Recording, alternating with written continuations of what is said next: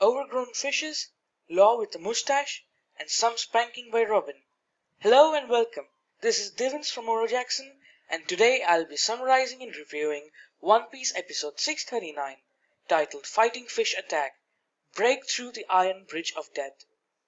After having survived the King Punch and defeated Elizabello, Bartolomeo is announced the winner of the Block B battle. Luffy takes advantage of the fact that Shinjao and Cavendish are not present where he is hiding and makes a swift exit away from the place. He comes across the wounded contestants of Block B, included Bellamy, who was being taken out in a stretcher.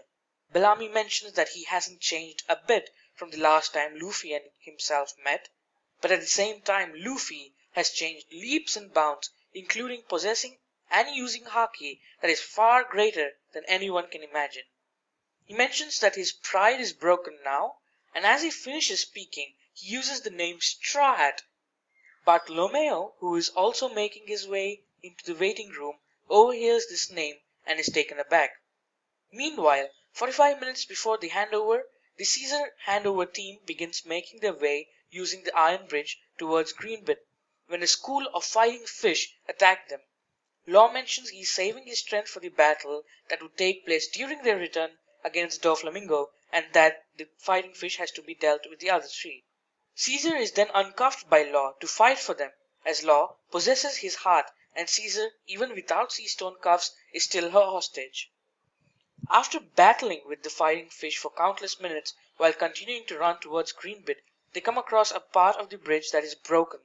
Surprisingly, a fighting fish that was about to attack them head-on is captured and pulled away by mysterious beings.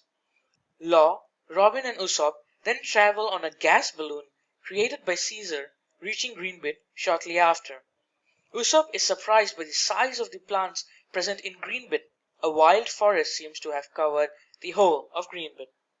Back at the Colosseum, while the ring is being fixed, the announcer introduces big names for the upcoming battle of Block C, who are the two-time champion of the New World Central Fighting Tournament, Destruction Cannon, Ideo, the Savage Assassins, Funk Brothers, a giant from the famous island of Elbaf, pirate mercenary, Ajurden, Violent Jan the Bandit, and the Colosseum's Grim Reaper, Brutal Bull.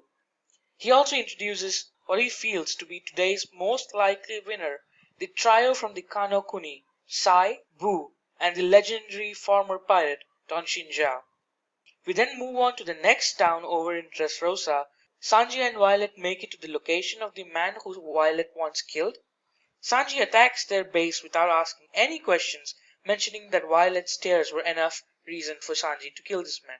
After a brief and one-sided battle, Sanji defeats their main boss, but his hands and legs are cuffed by Violet, who reveals a side of her personality that Sanji hadn't witnessed yet.